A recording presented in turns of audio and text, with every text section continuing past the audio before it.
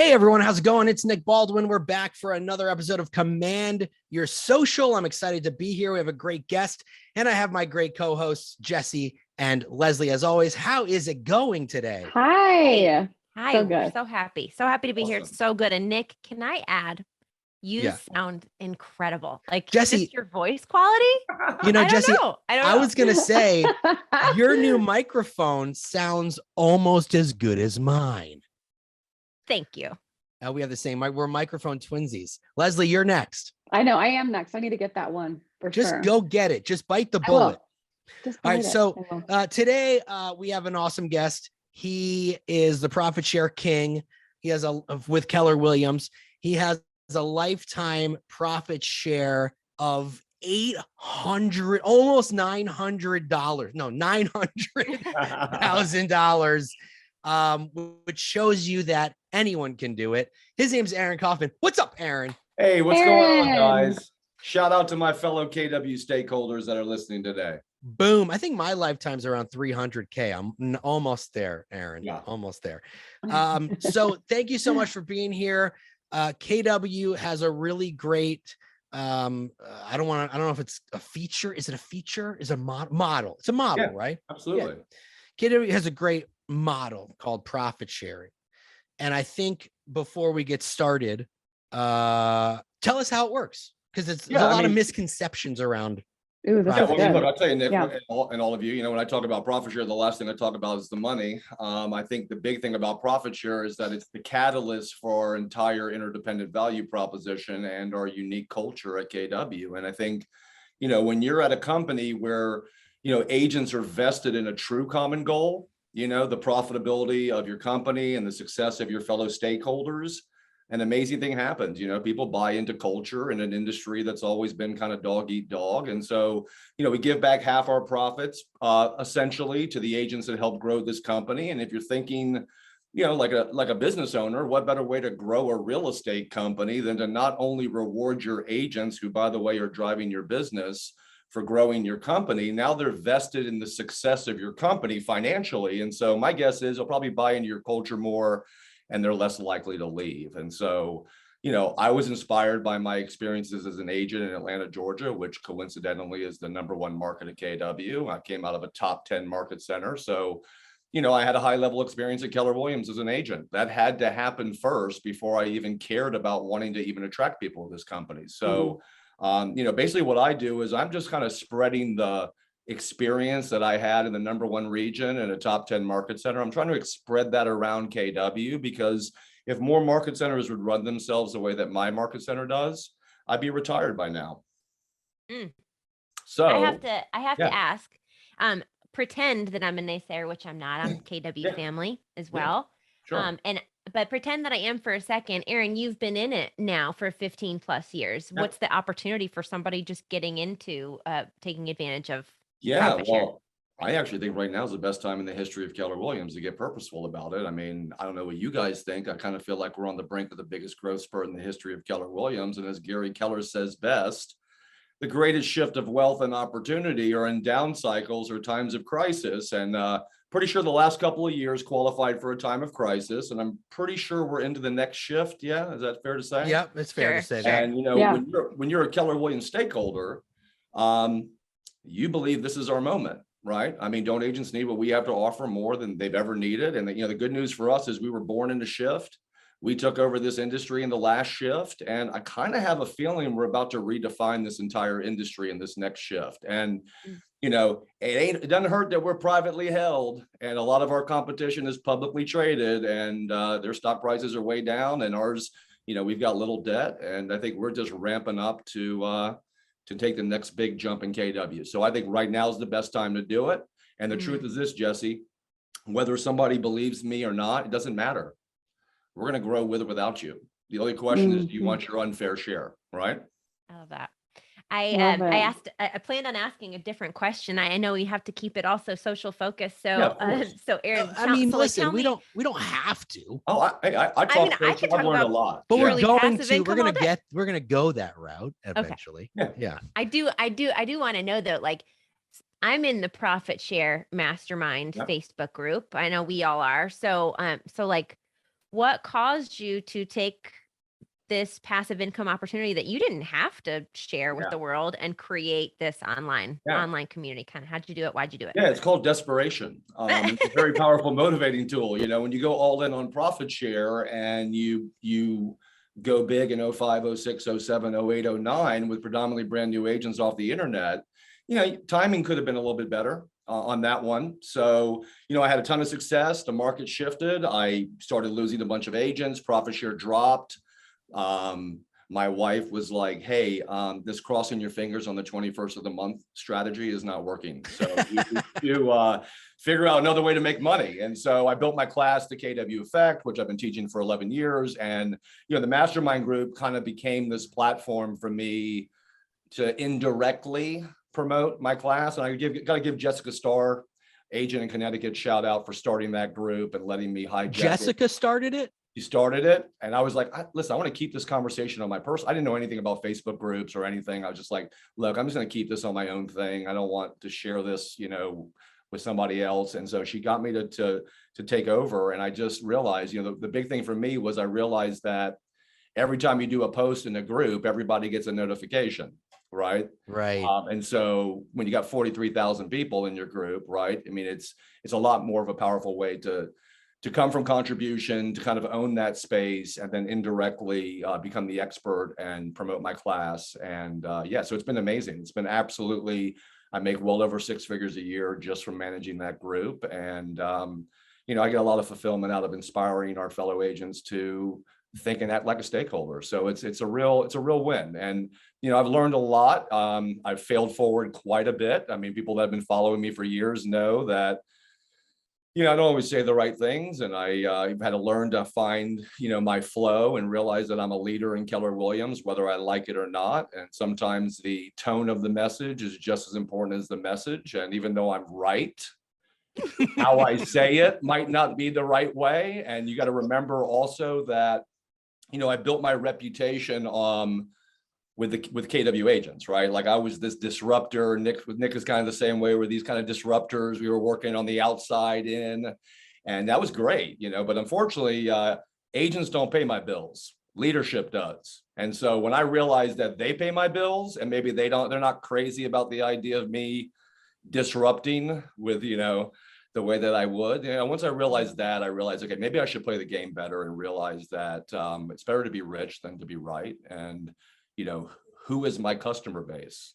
You know, who are the people that pay my bills? And I think when I realized that, and there's some funny stories there I can go deeper on, where I was on triple secret probation with KWRI. And my OP, Rick Hale, whom I knew, I started with Sean Rawls, and then I went to Rick Hale Market Center. But he said something very powerful to me after my 3rd conference call with my Cheryl Sidoti and Daryl King and all these people. He said, Aaron, stop being the voice, be the conduit. Right. Oh, that's good. And Sean's always got the right thing. Well, that was Rick, but Sean always. Oh, that was Rick. Well, Sean does too. Yeah, Sean, you know Sean. I mean, yeah, he's like Obi-Wan Kenobi. Sean brought me and my mother over. Absolutely, and it's not a coincidence that I came out of a Sean Rawls Market Center, right? No. But I think, you know, I'm kind of a garbage magnet. You know, I mean, in the sense that everybody tells me all their horrible stories. Oh, gotcha. Okay. I was like, oh. No, market centers that are out of model or out of culture. You know, I hear all of that because I'm not a official leader in Keller Williams. So people talk to me and they say, oh, hoping that I'm going to go on Facebook and drop a haymaker in my mastermind group, which I used to do. Mm-hmm. But that wasn't building any wealth for me and my family. It wasn't getting me closer to my why. So once I stepped out of the voice on some very hard issues that people don't want to talk about, what happened was, 1, people stepped in and spoke, you know, instead of me. And 2, I'm a lot happier because I'm not engaging in these conversations that would make me so angry when I did. So stepping out and letting other people say the things that I used to say, I'm a lot happier. It's created a lot more opportunities for me because I'm a much brighter and shinier trainer and sort of brand now, instead of this angry, ragey guy out of Atlanta wants people to follow the freaking model. Okay. But I mean, learning that we're not supposed to entertain crazy. That's how I've been failing forward. Unfortunately, KW has been so patient with me And, I just did a presentation at family reunion. And so like, doors are opening now that I realize that, the tone of the message is just as important as the message. Yeah. I've taken classes, I guess, from this old Aaron and also instruction from this new Aaron. And I have to say, me too. Both fire. Yeah, fire. oh, I agree. That old Aaron was on fire for sure, but he was going to have a heart attack in front of people if he kept that up. Because I used to slug a 5-hour energy before I went in the door, and then now I'm 40. Oh God, I'm 49 now, and I'm like, I can't do that. I can't do that anymore. And the truth is, Jesse, it's the same amount of energy whether I drink a 5-hour energy or not. I'm just a lot sweatier when I do. So let me ask you this. At first, you're like, hey, I'll take over this group on Facebook, and it'll be a great way for me to kind of like, promote my class, right? Sure. What's your mission now with the group? What do you hope to achieve? I mean, look, I have a huge financial investment in Keller Williams, right? And when people say, hey, thank you for all you do for growing KW, I'm like, look, I got a huge financial investment in this company. Maybe more of you should start thinking more like stakeholders. So the real goal for me, I mean, look, number one primary goal is to book more classes, to make as much money as I can and move to the Caribbean and live the life that I want to live. All right. And profit share will be what I live off of. So look, I have no kids. I'm ready to teach. I'll teach 5 classes a week, every week. I got no problem with that. Secondarily, look, if you help enough people get what they want, you get what you want. Right. And that's sort of my mindset with this group is that, and Nick, you're the same way as me. You're an abundant guy. You share all your things, and 99% of the people you share your stuff with will do nothing with it anyways. So you might as well share. And so that's always been my thing from day one, is that I'm just trying to help. Look, I stand on the shoulders of giants. I mean, if it wasn't for people like Sean Rawls and Linda McKissick and Dave Jenks, I wouldn't be where I am today. And I love nothing more than to see people like Nick Avila, who's Pres McKissick's recruit, who we taught our entire system to, and who then went out there and recruited more people than me. Now, he ain't going to catch Brett Mitchell. I mean, I don't think unless he does it for another 10 years. Oh, I don't know. My money's on Nick. My money's on Nick. Nick's a beast. But either way, but here's what I'm going to say, Jesse. I actually want Nick to beat Brent, right? In a weird way. Isn't that how Gary operates, right? Gary wants Ben Kinney and Tim Heil to be bigger than him. And that's sort of my mindset is I'm just an abundant guy. And through that abundant mindset, I'll get everything I need out of life and my business. I love that. Hey, I got a quick question though, and I know Leslie has one, but I just got a quick question that's about the amount of agents that actually participate, which is not even 50%. What is it, like 30%? 35%. Yeah. Why do you think that is? And then they go to another company and they're like, oh, but I'm going to go there because I'm going to make all of this money. You're like, but you haven't recruited a single agent to KW. Right. I mean, look, if you want the real answer, or do you want the PC answer? I want the old Aaron. Yeah, the old Aaron, and we'll say it with how the new Aaron will say it. It's our fault. It's the company. Yeah, okay, you're right. 100% the company's fault. We all know, look, we're this innovative company, but we're still built on the backs of traditional thinking people out of the Midwest, in Texas. And look, when we first started as a company, we weren't profitable. We were this innovative model. We wanted to grow this company on its merits as a real estate company. We talk about training, support, culture, right? We don't really talk about profit share because probably in the back of the day, we thought it maybe diluted our value, or people didn't understand it. And so then fast forward 38 years later, surprise, nobody knows how profit share works, and less than 35% of our agents participate in profit share because we've been scared to empower our agents with our story because we don't want them recruiting. But the deal is they're going to recruit anyways. And guess what? If you don't tell them your story, then they don't even know how you work as a company. They don't participate in profit share. They don't come to training. They don't participate in our culture. And so, look, I've been pounding my fists on the table for 18 years. I mean, the bottom line is this. The next wave of growth is coming from within Keller Williams. It's not coming from attracting more agents to our company. There is so much room for improvement within KW, for culture, for empowering our agents. And look, I've been on the road for 11 years teaching my class. These agents are dying to be empowered. And you know what? I think they can handle having a higher level conversation with people about KW without screwing it up, So I'm the guy that thinks, okay, hey, look, you know what? Good news is somehow we've taken over the entire industry without anybody knowing how we work. So Imagine what could happen if we actually like focused inward and made sure the agents we're in business with know how we work first. What could that do for culture, for retention, for profit share? So look, and one of my favorite people in KW is Mahogany Rose. I don't know if you know her. She's one of my favorite people, but she said something the other day I thought was really powerful. She said, we're on the 3rd generation of Keller Williams, right? 60-70% of our people don't even know our story. They don't even know who Mo Anderson is. They don't even know how we emerged from this industry. And so, growth is messy. And I think the good news for all of us at KW is that the last 5 years have been messy, and KW needed to feel some pain. Okay. They need to feel some pain because, Nick, because of that pain, you and I are engaged more in Keller Williams more, right? We're getting more opportunities. KW, people like Mark King and Jason Abrams are listening to what we have to say. And look, in the past, they didn't want to hear it because we were this rocket ship of success with no competition. And I tell people all the time, best thing that ever happened to KW was EXP and Compass. Oh, 100%. They have forced us to be a better company. And I have no doubt we're coming out of this last 5 years stronger than we've ever been. But we better make sure that our culture keeps up with our growth, or we will not resemble the company that got us to where we are today. I don't even know what the question was, but I hope I answered it. Yeah. A quick plug too. There's a 4-minute, I think it's 4-minute and 32-second YouTube video. I think it's called The KW Effect, and it's Aaron condensing this whole first class that used to teach KW Effect into 4 minutes. Yep. And it's awesome. We would make, when I was a team leader, we would make every single new person that joined our office watch that. That was part of our onboarding process. You explain things so clearly and concise. So just a plug, I guess, for that video, but also leadership and team leaders. If you want somebody to get it in onboarding, it takes 4 minutes. Watch that video. I mean, I should be in Austin, Texas, teaching leadership classes. I mean, bottom line is, back to your original question, Nick, the reason why a lot of our agents don't participate in profit share is a lot of our leadership doesn't understand it or understand how to empower our agents to get purposeful about it. And we have a huge turnover at team leader positions. And presently, there's really not a lot of leadership training on profit share and the conversations around it. And so, I'm the point on the spear, man. I'm on the profit share task force. I'm the squeaky wheel. People, sometimes I get a little ragey on these task force calls, but the fact is,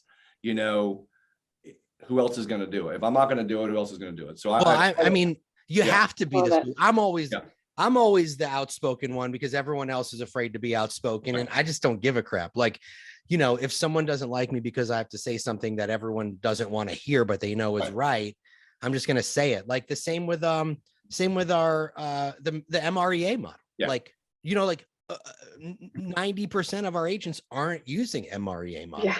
And that's what we're built on. Well, let me add this though, Nick. I think since this is a social, command your social thing. Yeah. I mean, Nick, you own Lab Coats agents, right?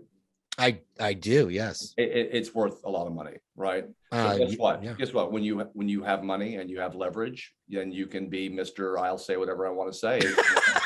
Right, so are you saying? Let's get real. Let's get real. Look, I respect you fully for all the things you stand up. I know we heard some terrible news. I know. All that stuff. I know you're gonna probably post something about. I respect you for that. But dude, I'm Switzerland because you know what?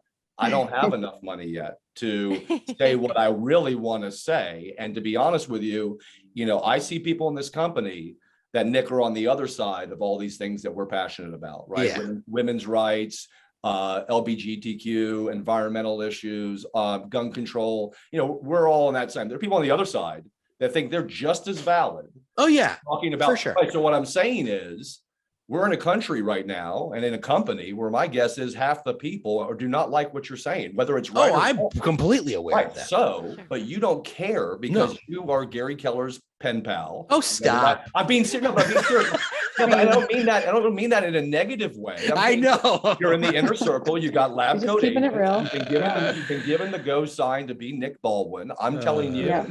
One, I have a reputation that I have to overcome. Two, I don't have enough money to say whatever the hell I want to say. But I will tell you this. There's two curves in my life. I say it for you, Aaron.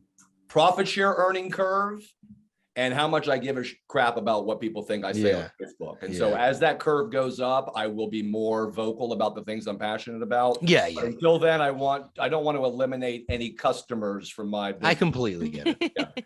I completely get it. Leslie. What's Yes. going on? Yeah, Leslie, hi. Yeah. Hi, everyone. Leslie, join us. This is about Aaron. Come on. No, it's not. And I am Leslie, like, I heard you say recently that you were a Columbine survivor. I didn't know Yes. that. I would love to, She if I ever is. meet you to talk to you about that. I think that's just incredible on so many levels. So I'd love to hear that story someday, if you don't mind. yeah. Yeah. No, I don't mind. And I'm totally open about the story. And I think the Yeah. more awareness that we could bring Of course. to the topic, the better. Yeah. I mean, on that is, yeah, appropriate for sure. Yeah. Yeah. So getting back to social media, my Yeah. question for you is, are you creating this strategy of what you post every day or every week? Yeah. Do you have a mission basically, or is it just like off the cuff, or is it just Yeah. spontaneous? Give the Yeah. listeners a little bit of insight of how your brain Sure. works. Sure. Well, I mean, Yeah. look, depends on what side of the bed I wake up on in the morning. That's the, Good Aaron, bad Aaron. right. So if I wake up on the bad side of the bed, then my wife will say, hey, don't post anything stupid or whatever. And usually I wake up on the bad side of the bed because someone has reached out to me and told me some horrible story. And I'm just like, oh my God, I can't keep my mouth shut. I have to say something about it. But it is spontaneous. Okay. I mean, every day I wake up and, it just something comes to me right now. Usually if you've been following me for a long time, I've been regurgitating pretty much the same stuff over and over again for 11 years, just putting different spins on it or different ways to look at things. But yeah, it's, there's a great quote from Gary Keller. That's my new motto. And he says, my persistence disguises my stupidity. And Ooh. I am very persistent and consistent with providing value and branding the KW effect and reminding people that they'd be idiots not to bring me to their market center, especially if they wanted to, 10x their investment or 100x their investment. But, it's pretty much the 80-20 rule, 80% value, 20%, I'm partnering with the McKissicks on these websites, or Nice, yeah. I just taught this class. And the great thing about where things are now is I don't have to talk about how great I am anymore. Everybody else will. And I think that's the cool thing. And I'm joking when I say that, sort of, but the point is, I'm a one-trick pony and I do my one trick really well. And there are a lot of people that have taken my class that say it's one of the best classes in KW. And so all I got to do is show up, do what I do, and people will talk about how great it was. And so I don't have to promote anymore, which is wonderful because now I can just sit back and have fun with it. And I'm not engaging in some of the more divisive conversations, but every day I try to post something. And I'm the guy, if you're in my group, I like every comment. I respond to every question. That's cool.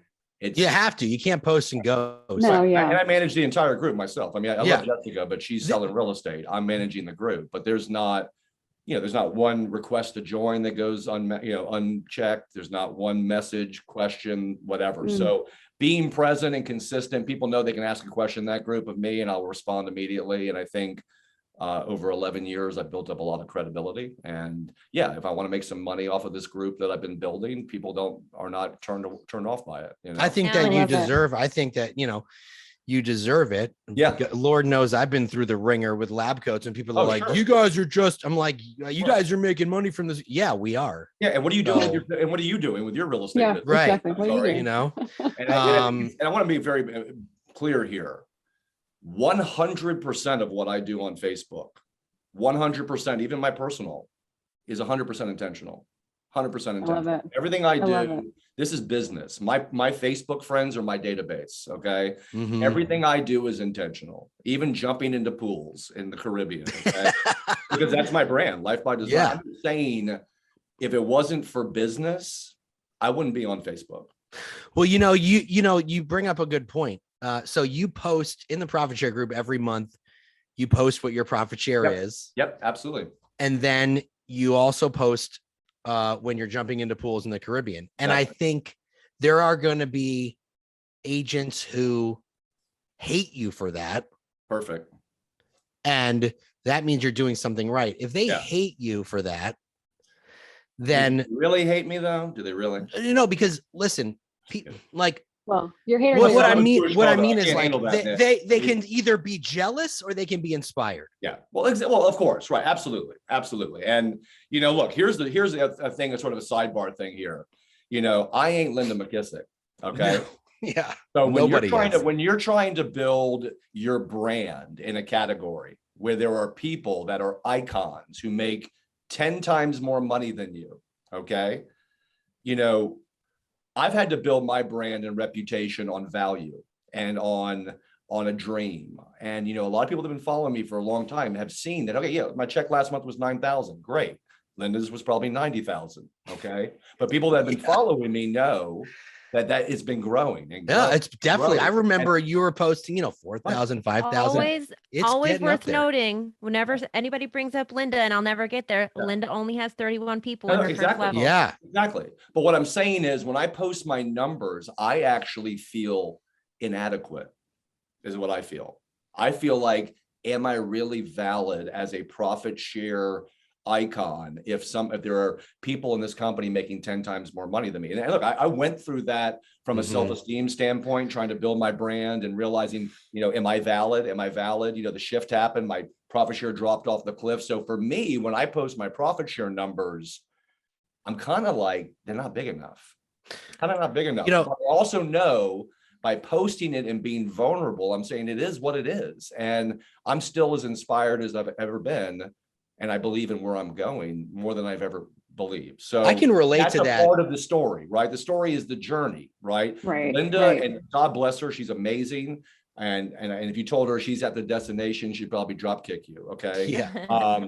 But the fact is, when you're in the journey and people say enjoy the journey, you're like, yeah, go jump off a cliff. Okay. Because if I was making $1.4 million a year, I say whatever the hell I want to say, and I'll do whatever I want to do. And so it's been a real challenge for me to give myself permission to say that I am successful in this space, even though my money is not as valid as I thought, as I want it to be. So when I make these posts, Nick, $9,000. Okay, it's not Linda McKissick money, but it pays all my bills and pays my taxes, and I get to go to the Caribbean and come back, and my whole vacation was paid for. And guess what's going to happen next month?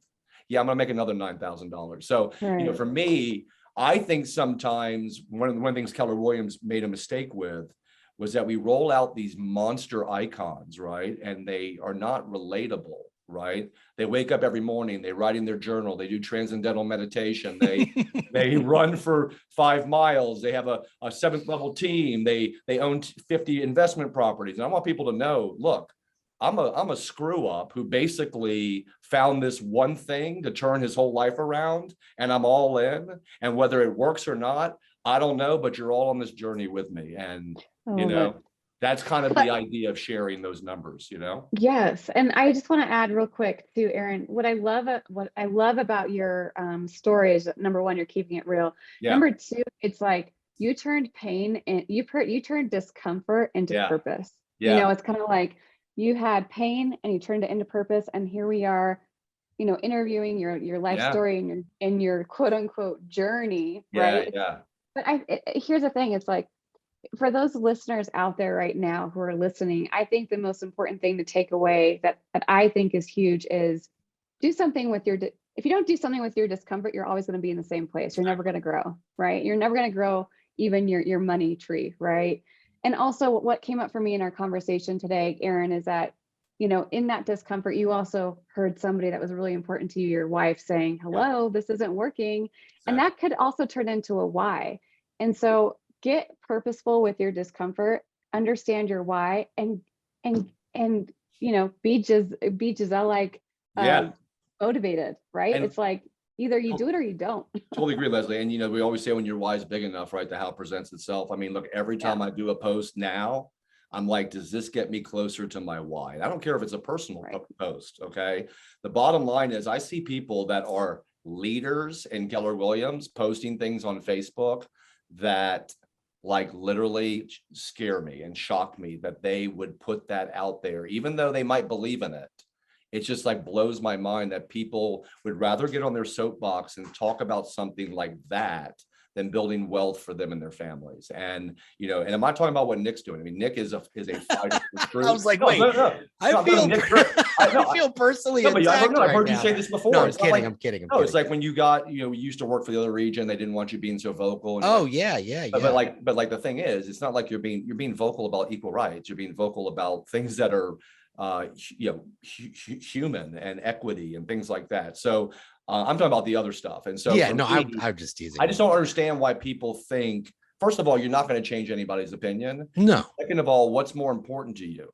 Okay, being that person or providing for you and your family. So before you build a social media strategy, you need to ask yourself what your why is and what are you going to do to get to achieve that? Yeah. Because it's 100% business. I'm sorry, it is.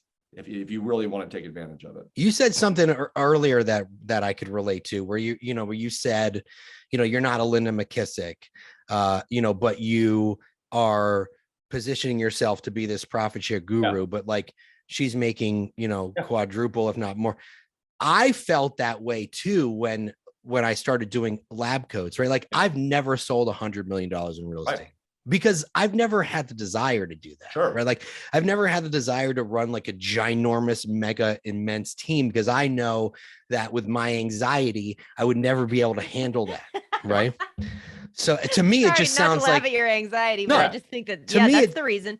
To me, it just sounds like a bunch amount of anxiety too. Okay, I think it's a Jewish thing too, by the way. But the point is, anxiety can come out as rage or come out as anger. You can come out as doing too many posts on Facebook, right? So you always got to check yourself mentally before you start. For sure.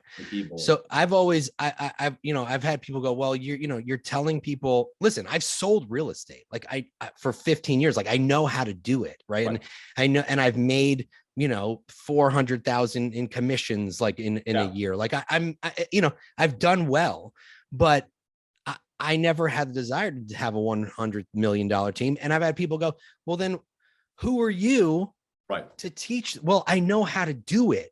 And people are seeing results. And this is what makes me happy. I'm not trying to be that person. And like, I think the same goes for you. Like, sure, I'm sure that you would love to make $90,000 to $100,000 a month in profit share. Who wouldn't? But you don't have to be that person who's doing it right now in order to tell people how to do it. No, absolutely. And I think that's why a lot of the times, real estate agents are always promoting their latest sale or their production numbers and things like that, is that they feel like they have to let people know how valid they are all the time. And so, I'm like the exact opposite. I'm always like, God, man, my profit share tree didn't grow by that much this month, or I didn't make as much money as I was hoping I could. And I hope it doesn't affect how many classes I booked this month because my check was lower, and so, but that discomfort, Leslie, is what motivates me to focus on what I can control, which is I can't control the production of the agents in my downline. I can't control the profitability of their market centers. What I can control is adding more people to KW and booking as many classes as I possibly can. And that's where I think you start to learn, like you get away, you try to learn to just get rid of the distractions and just get laser focused on, what's important, right? Speaking of classes, passion.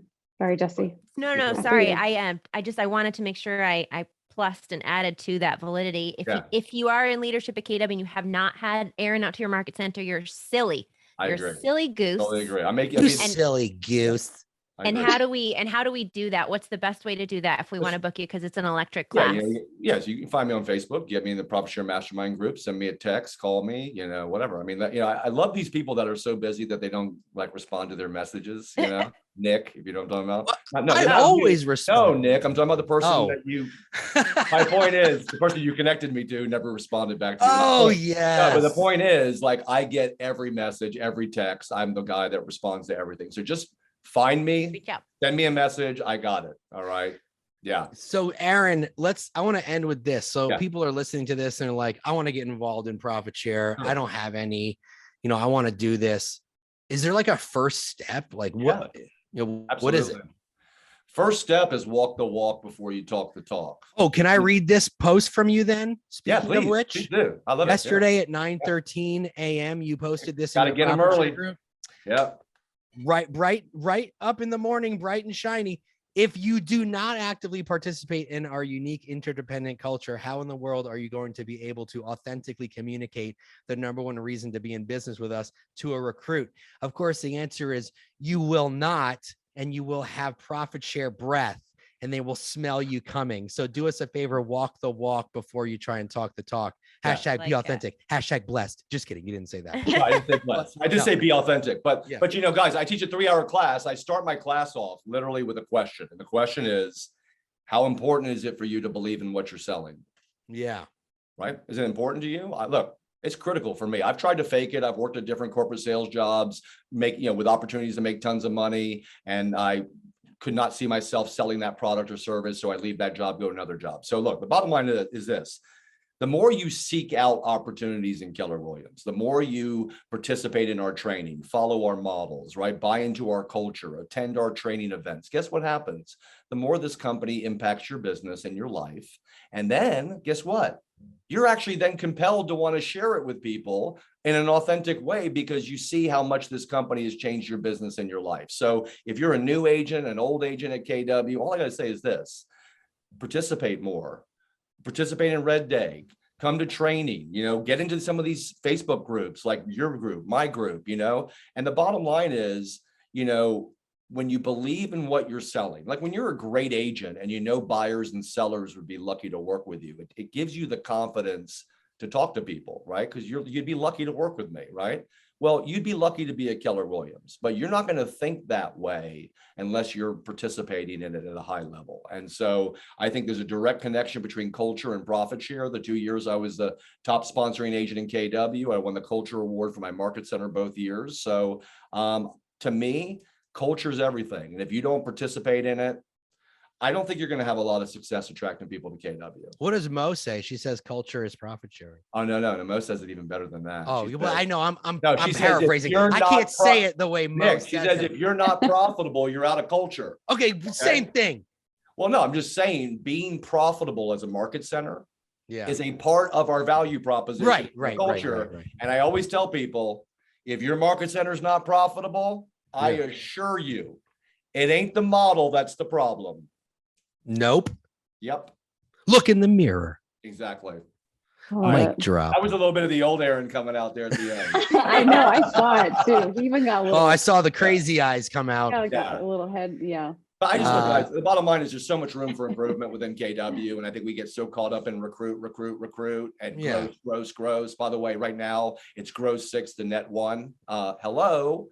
How about we work that's on how that it should be, retention aspect because from the back that's end? how it should be, because it used to be gross 10, net 5. Right. And I just remember when I was team leader, I said to my OP, I said, because I was in this little market in a little corner of the world, and there were 2 mega market centers on either side of me that everyone wanted to be at. And this one was like, oh. So I was like, listen, I'm going to grow 6. I'm going to net you 1. That's what I'm going to do, because that's realistic.